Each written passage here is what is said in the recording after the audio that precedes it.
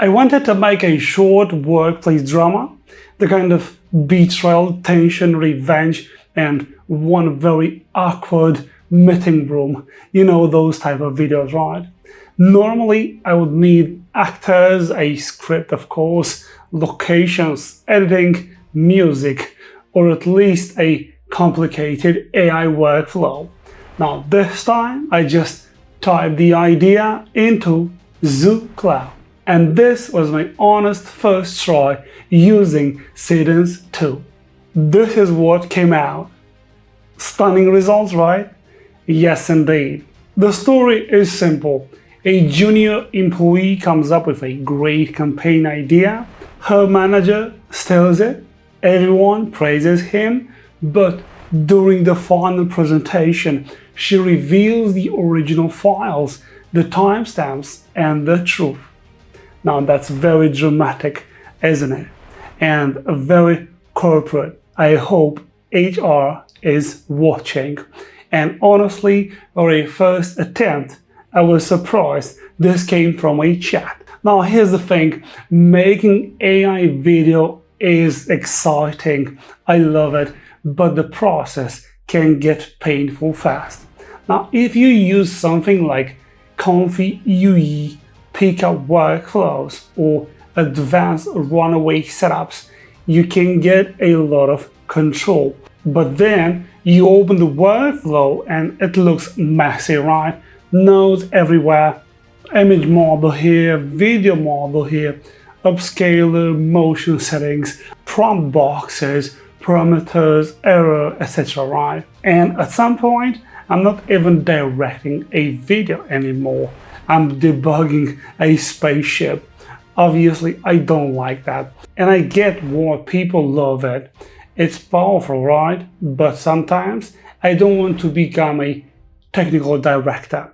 I just want to make the scene, right? So with Zooclaw, I tried a different route. Instead of building a workflow, I described the drama like I was talking to a creative team.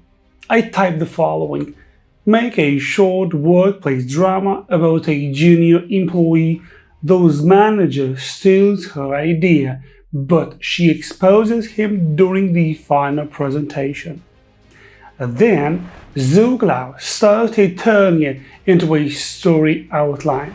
Super smart, right? Yes, indeed. It gave me the setup, the conflict, and the ending, of course. Then it broke that into scenes. For scene 1, she creates the idea.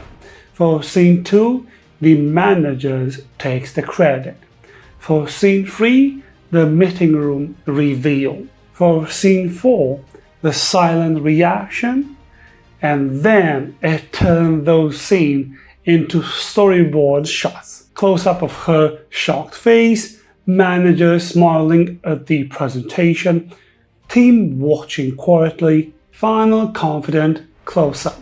So at this point, it felt less like using a tool and more like giving notes to a small production crew. After that, of course, I moved into the visual generation. Now, this is where I wanted to see if the character would stay consistent. Because AI video loves to do this thing where your main character changes face, outfit, and sometimes entire ethnicity between shots, right? But with Zooclaw, it kept the character surprisingly coherent. Not perfect, but much better than I expected from my first try. Then I generated the video with, of course, Seedance2. And this part, I have to be honest, was very interesting because I didn't have to think too much about the model switching. I wasn't sitting there wondering, should I use this model for motion or should I use another one for consistency? Is this model still available, right? Did something get replaced? I just stayed in the story flow. I could say, make the scene more tense or make the final shot more cinematic, add some dramatic background music, make the voiceover more serious, and it kept building from there. And what I like about is the final short drama had a pretty clear structure. First, the main character is working late, right? Then she presents her idea privately. Then the manager steals it in the big meeting. Then she notices her own slides on the screen. And finally, she reveals the proof. Now that's what I liked most, right? It didn't feel like 5 random AI clips. It felt like a tiny story. Now there was a beginning, of course, a conflict, a reveal, and a payoff. And once Zooclaw added voiceover and BGM, the whole thing felt much closer to actual short-form drama content.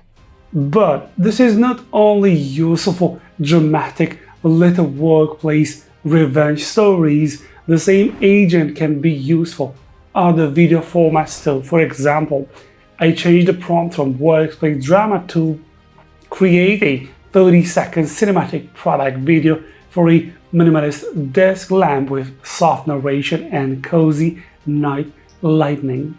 Same process, of course, but totally different output. So you can use it for short dramas, brand ads, product promos, in-feed creatives, or social content. Now that's the useful part. So it's not just one feature. It feels more like a system where you describe the content you want and it helps you produce it from idea to final video. So I think AI video tools are splitting into 2 worlds. One world is for people who want total control, and that's the workflow world. ComfyUI, nodes, models, parameters, right? Now the other world is for people who want to create true conversation. You describe the story and the tool helps turn it into scenes, into visuals, video voiceovers, and music. Now Zooclaw is clearly going for that second world, and honestly, for short drama content, that makes a lot of sense. Because the hardest part is not always the model. Sometimes the hardest part is finishing the idea. So what would you rather use?